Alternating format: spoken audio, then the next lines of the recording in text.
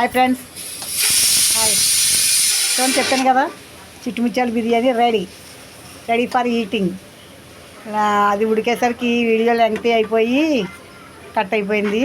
ఇది నేను విడిగా తీస్తున్నాను, సెకండ్ వీడియోలో పెడతాను.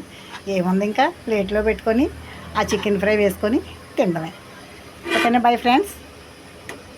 మరైతే మీరు నా ఛానల్ని లైక్ చేయండి, షేర్ చేయండి, సబ్స్క్రైబ్ చేయడం మర్చిపోకండి ఫ్రెండ్స్. సబ్స్క్రైబ్ చేయండి.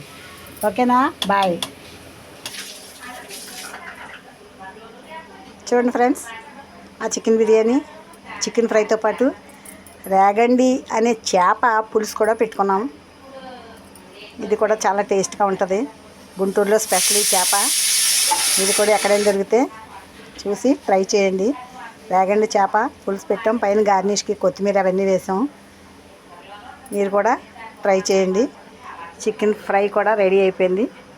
బిర్యానీ ఆల్సో రెడీ అయిపోయింది. ఒక్క 10 మినిట్స్ వెయిట్ చేసి అందరం భోజనం చేసేస్తాం. ఫ్యామిలీ అందరం కలిసి భోజనం చేసేస్తాం. గుంటూరు వచ్చాం మేము మా తమ్ముడు వాళ్ళ ఇంటికి.